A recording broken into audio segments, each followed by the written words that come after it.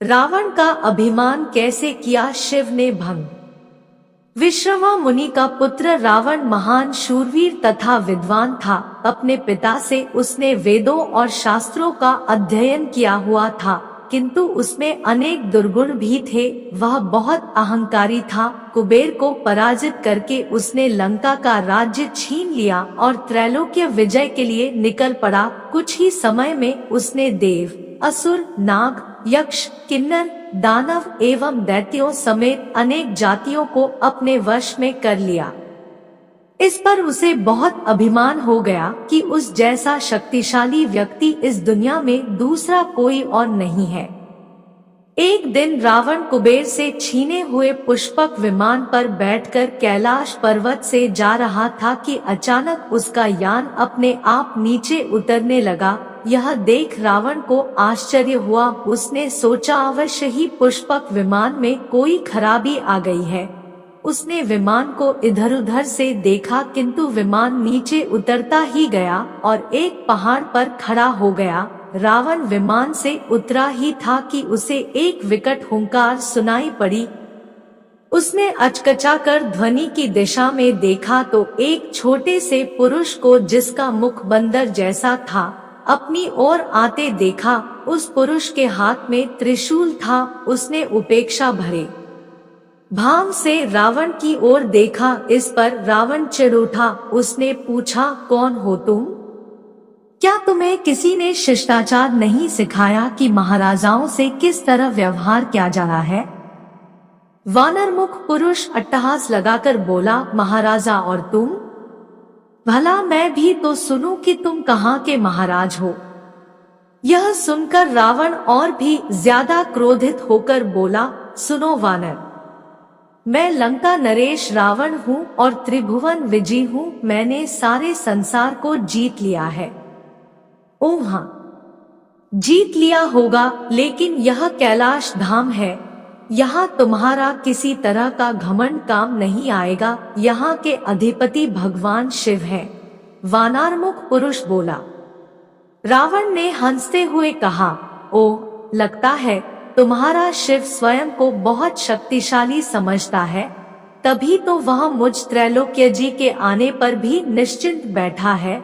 अब मैं इस स्थान को नष्ट भ्रष्ट किए बिना नहीं छोड़ूंगा, जिससे वह शिष्टाचार सीख सके।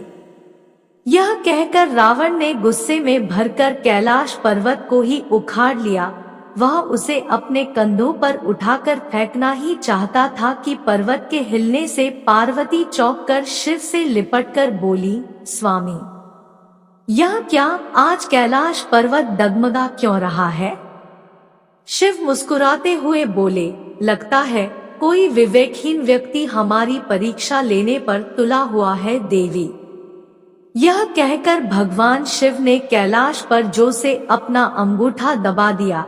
कैलाश पर्वत तत्काल नीचे बैठ गया और उसके नीचे रावण दब गया। रावण को पश्चाताप होने लगा। उससे महान भूल हो गई थी। उसने नीचे दबे ही शिव का जाप करना आरंभ कर दिया। वर्षों तक कैलाश के नीचे दबा रावण शिव की उपासना करता रहा। उसकी भक्ति देखकर पार्वती को उस पर दया आ गई। वही शिव से बोली, प्रभु, उसे क्षमा कर दो, अब तो वह प्रायश्चित भी कर चुका है।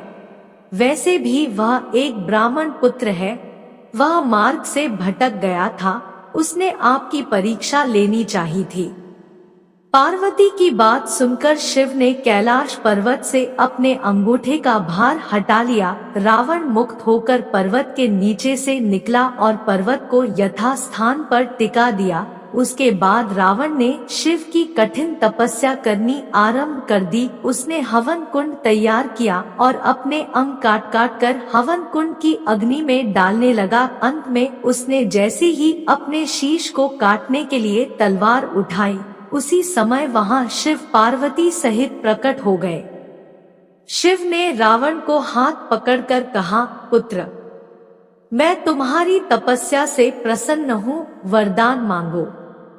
रावण ने हाथ जोड़कर कहा, प्रभु, यदि आप मेरी तपस्या से प्रसन्न हैं, तो मुझे ऐसा वर दीजिए कि मैं वैदिक, भौतिक और विज्ञान शास्त्र का ज्ञाता बनूं, संसार में मेरी प्रसिद्धि हो, मैं भगवान विष्णु के अलावा किसी अन्य से न मारा जाऊं, सुरसुर दानव दैत्य सब पर अजय रहूं, मेरे 10 शीश हो जाएं।